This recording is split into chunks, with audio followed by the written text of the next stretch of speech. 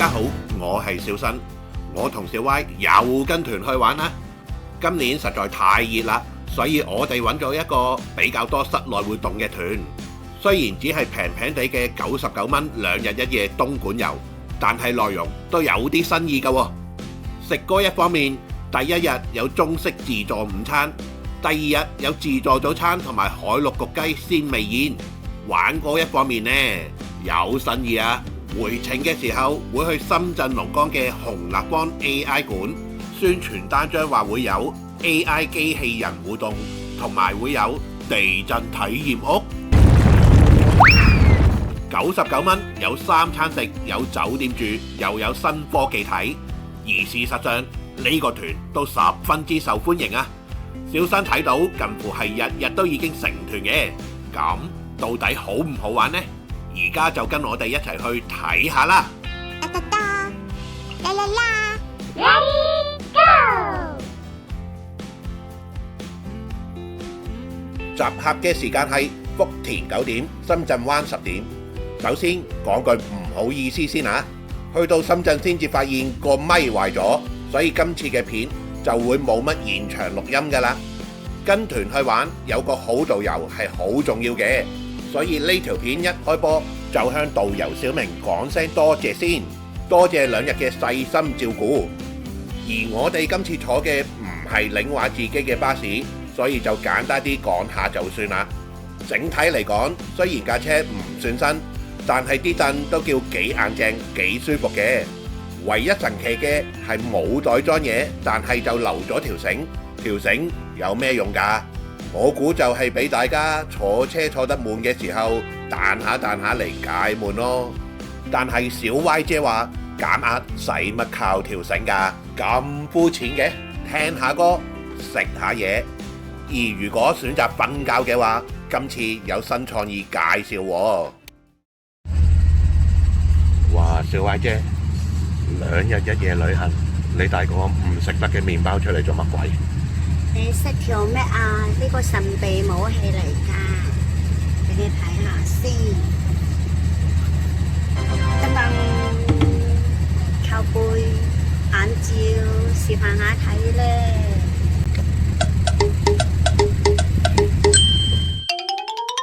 就係咁，小 Y 一覺瞓醒就已經到達第一個景點啦。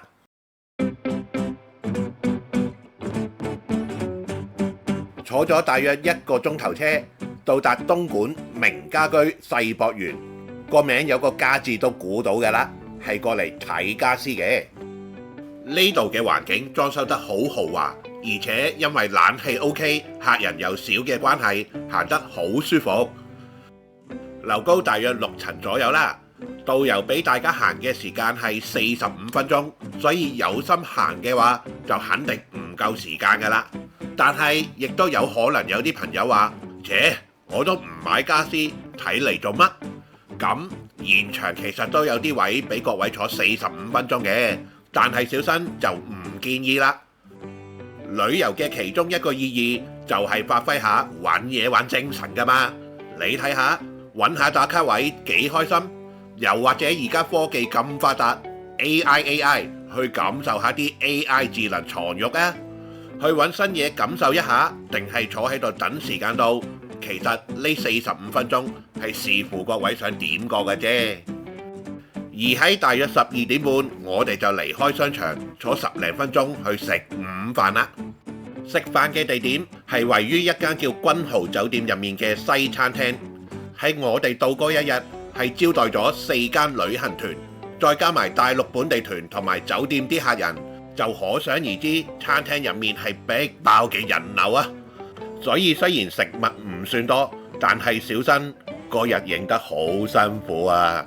各位想像一下，小新化為一個美式足球員，排隊期間俾人撞下，又俾人插下隊，但係其他人係為咗拎食物，而小新係為咗影相喎，有得影冇得食啊！陰公，後面啲人可能以為我傻嘅添啊！排完又唔拎嘢食，所以以下嘅食物相珍貴咯，全部都係小新捱住我影返嚟嘅。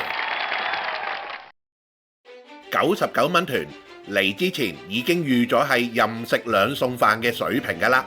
熱嘅餸應該有8種，涼菜5款，再加埋粥、湯麵、炒飯、炒麵，又再加埋橙汁、提子汁同埋咖啡。講真，食物嘅數量 OK 㗎，而味道都正常，唔會難食。但係呢一刻，小新就覺得好奇怪喎。我影相乜都冇拎，咁台面啲食物係邊個拎返嚟嘅呢？我估係佢咯。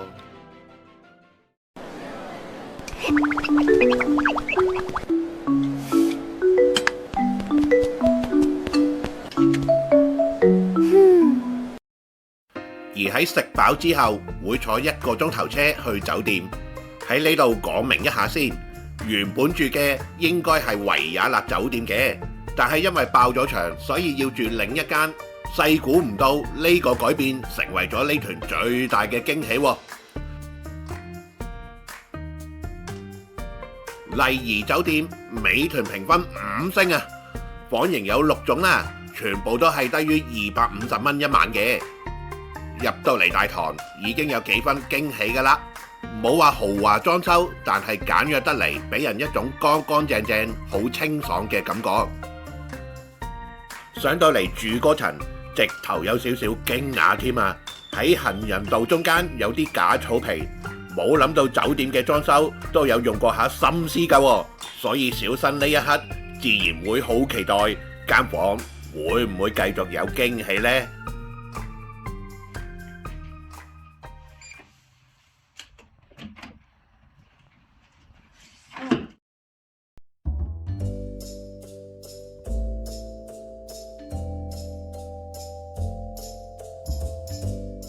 入到嚟嗰刻，小新甚至有少少 O 嘴添，估唔到東莞200零蚊嘅酒店可以咁新淨咁大間。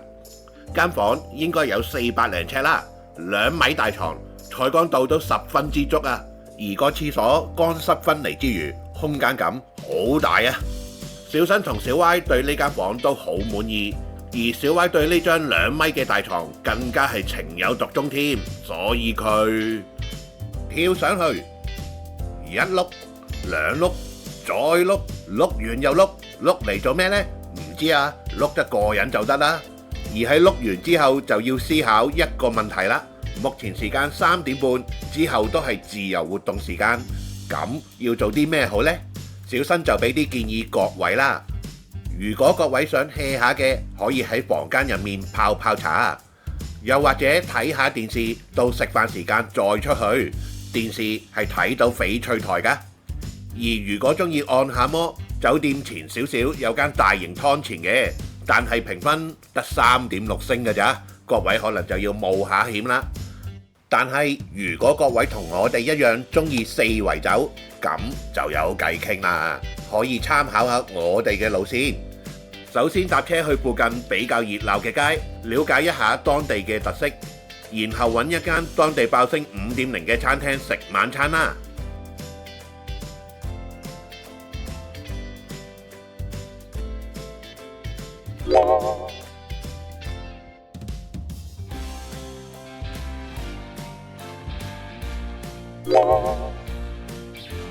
食飽飽8點左右，去導遊介紹嘅酒店前少少夜市行下街。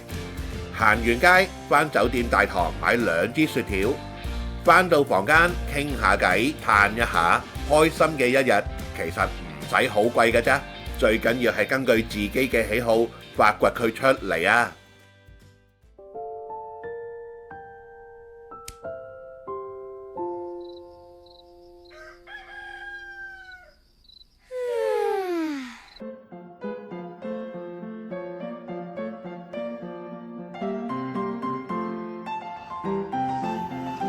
消耗咗好多 energy 食飯嗰啲。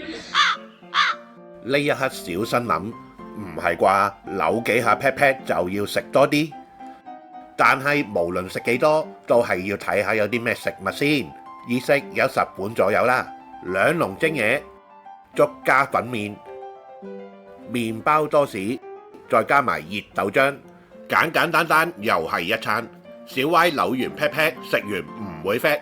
小新4圍影，食飽就變醒，好，食飽飽啦，變醒咗啦，又講返行程先。早餐時間係7點到10點，而旅行團出發嘅時間係10點半，所以晏少少起身，食完都會有大約個零鐘做下自己嘢。而由於今日嘅午飯時間比較早啊，大約11點半，我哋就到咗午餐嘅地點香市古鎮美食城啦。其實行入嚟嘅時候已經諗翻起，以前係嚟過呢度食蛇羹嘅，印象中啲餸幾好食噶，所以上餸嗰一刻，我同小 Y 幾期待噶。但係結果呢，又出乎意料喎，好似有少少唔同咗味嘅。大部分嘅餸都好清淡，甚至連烤鴨同埋招牌菜貝蝦焗雞都係冇乜味噶。中肯啲講，可能係我哋嚟過，所以期望過高。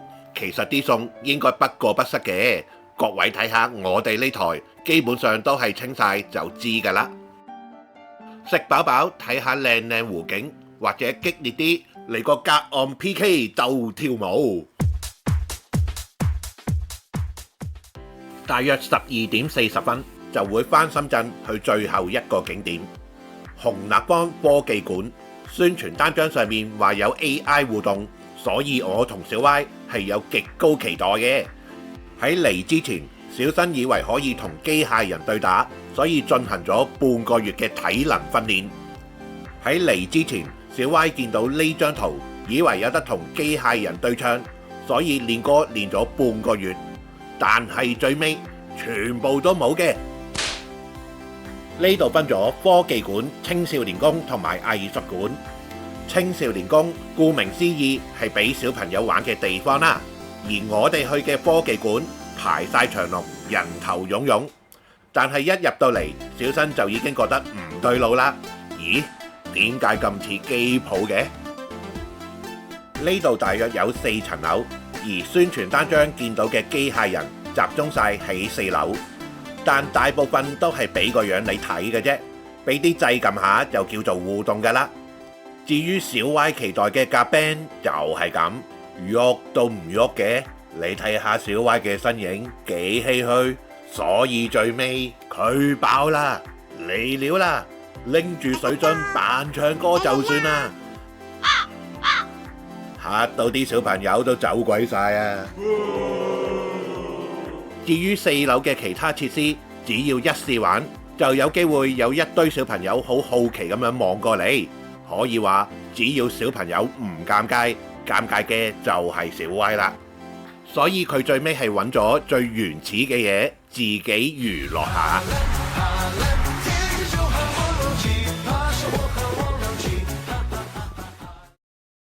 至於其他嘅樓層，完全應驗小新講嘅係機鋪嚟嘅。唔明啲家長點解唔帶小朋友去商場，而係嚟呢度逼。大約3點半正式返去關後解散。中肯啲講，除咗紅立方，其他嘅嘢都可以接受嘅。99蚊團就冇理由諸多要求啦。好啦，今集就到呢度啦，我哋下集再見，有緣再見，且行且珍惜，各位今宵多珍重。如果鍾意呢條片，請記得點讚、關注同埋轉發，多謝各位。